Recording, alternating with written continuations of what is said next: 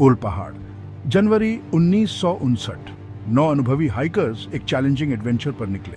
उनका लीडर था इगोर ड्यातलोव और उनका लक्ष्य था ओटोटन माउंटेन। इस नाम का मतलब है लोकल मैंसी लैंग्वेज में मत जाओ वहां। क्या यह एक अपशगुन था?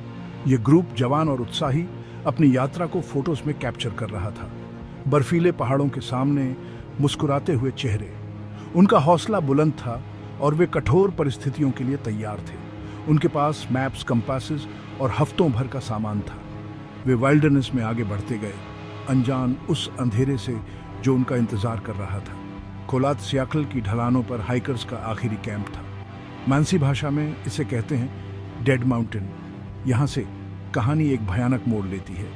हाइकर्स गायब हो गए। हफ्ते बीत गए। गुमशुदा हाइकर्स का कोई पता नहीं। एक सर्च पार्टी बनाई गई।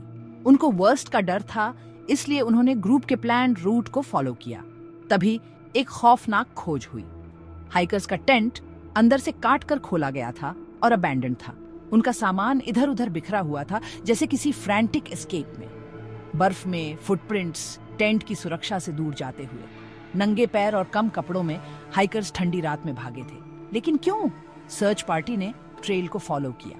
बर्फ से हाइकर्स की बॉडीज दिखाई देने लगी। कुछ तो एक साथ हडल्ड मिले, बाकी दूर जैसे घसीटे गए हों। उनकी इंजरीज अस्पष्ट, खोपड़ी कुचली हुई, पसलियां टूटी हुई। एक विक्टिम की जीभ गायब थी। स्ट्रगल के कोई निशान नहीं, कोई एक्सटर्नल बाउंड्स नहीं। डेड माउंटेन पर क्या हुआ था?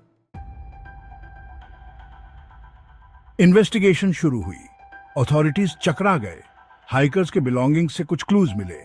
उनकी डायरीज और कैमरास जो साइट से मिले, उनकी यात्रा को उनके गायब होने से कुछ दिन पहले तक डॉक्यूमेंट करते थे। फिर सन्नाटा। हालांकि फोटोग्राफ्स से कुछ अजीब बात का पता चला। रात में ली गई एक इमेज में आसमान में एक धुंधली सिगार शेप्ड ऑब्जेक्ट दिखाई दे रही थी। दूसरे में दूरी में एक अजीब सी ऑरेंज ग्लो दिखाई दे रही थी। क्या ये क्लूज नजरअंदाज कर दिए गए थे या कोई और रैशनल एक्सप्लेनेशन था? मेडिकल एग्जामिनर की रिपोर्ट ने रहस्य को और गहरा कर दिया। इंजरीज किसी जानवर के हमले या गिरने से हुई इंजरीज से मेल नहीं खाती थी।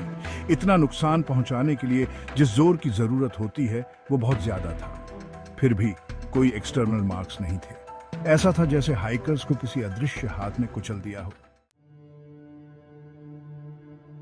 थ्योरीज बहुत सारी थीं, हर एक पिछले वाली से ज्यादा अनसेटलिंग। क्या यह कोई मिलिट्री एक्सपेरिमेंट गलत हो गया होगा? दूरस्थ यूरल्स में सीक्रेट वेपन्स की टेस्टिंग?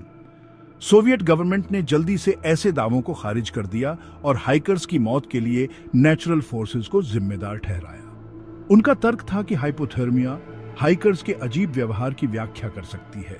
लेकिन इंजरीज का क्या? गायब जीभ का क्या? दूसरों ने कुछ और भयानक होने की आशंका जताई। स्थानीय लोगों के बीच मैंक की कहानियां मशहूर थीं, एक येटी जैसे क्रीचर जो पहाड़ों में घूमते थे। क्या हो सकता है कि हाइकर्स का सामना किसी एंशिएंट और मेलेवलेंट चीज से हो गया हो? फोटोग्राफ्स में अजीब रोशनी ने एक्स्ट्रा टेरेस्ट्रियल इन्वॉल्वमेंट की अटकलों को हवा दी। क्या हाइकर्स का सामना किसी ऐसी चीज से हुआ था जो इस दुनिया की नहीं थी? इतनी सारी थ्योरीज के बावजूद कोई भी डेड माउंटेन पर हुई घटनाओं की पूरी तरह से व्याख्या नहीं कर सका।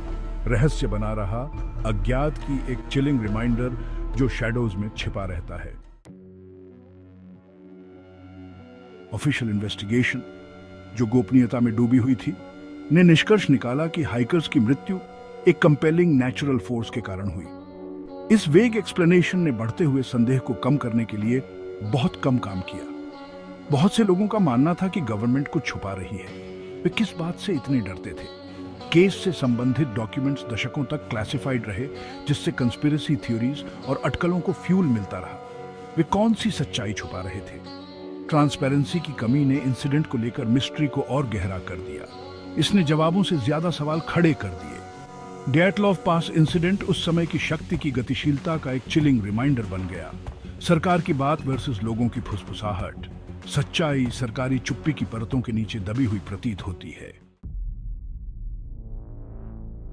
साल दशकों में बदल गए। ड्यातलोव पास इंसिडेंट एक कोल्ड केस बना रहा, लेकिन मिस्ट्री खत्म होने का नाम नहीं ले रहा था। एमेटर और प्रोफेशनल दोनों तरह के रिसर्चर्स ने इन्वेस्टिगेट करना जारी रखा। उन्होंने विटनेस टेस्टिमोनीज को स्कोर किया, मीटेरोलॉजिकल डेटा का एनालिसिस किया और साइट पर एक्सपीडिशंस भी किए। कुछ ने इंफ्रासाउंड की थ्योरी को प्रस्तावित किया। क्या पहाड़ के ऊपर विंड पैटर्न से उत्पन्न low frequency sound waves hikers में घबराहट और डिसोरिएंटेशन पैदा कर सकती हैं? दूसरों ने कैटाबैटिक विंड की संभावना का पता लगाया, ठंडी हवा का अचानक झोंका जो हाइकर्स के अपने टेंट से डेस्परेट फ्लाइट की व्याख्या कर सकता है। इन प्रयासों के बावजूद एक डेफिनेटिव आंसर हाथ नहीं आया। हर न्यू पीस ऑफ एविडेंस रहस्य को और गहरा करता हुआ प्रतीत होता था, जिससे कॉम्प्लेक्सिटी की न्यू लेयर्स सामने आती थी। डायटलॉफ पास इंसिडेंट अज्ञात की एंड्यूरिंग पावर का प्रमाण बन गया। डियाटलॉफ पास इंसिडेंट आज भी फैसिनेट और टेरिफाई करता है। बुक्स, डॉक्यूमेंट्रीज और एक हॉरर फिल्म ने भी उस फेटफुल नाइट की घटनाओं को रिक्रिएट करने का प्रयास किया है।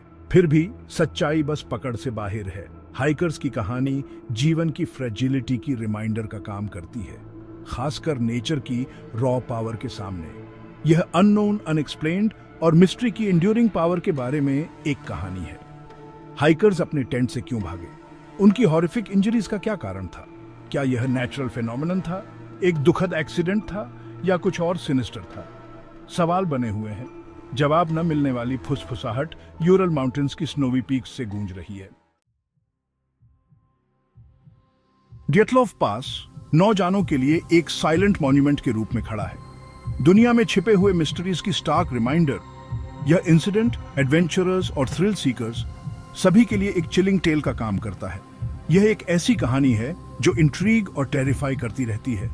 अज्ञात की एंड्यूरिंग पावर का प्रमाण।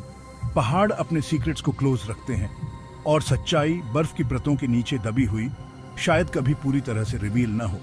एक बात तो तय है, डायटलॉफ पास इंसिडेंट हमेशा के लिए अनएक्सप्लेन्ड मिस्टरीज के एनल्स में एच्ड रहेगा। एक चिलिंग रिमाइंडर कि 21वीं सदी में भी कुछ रहस्य खुलने से इनकार करते हैं। हवा पास से गुजरती हुई फुसफुसाती है, अपने साथ अतीत की इकोज लेकर। एक चिलिंग रिमाइंडर कि कुछ सवालों के जवाब नहीं होते। पहाड़ याद रखता है, भले ही हम कभी याद न रखें।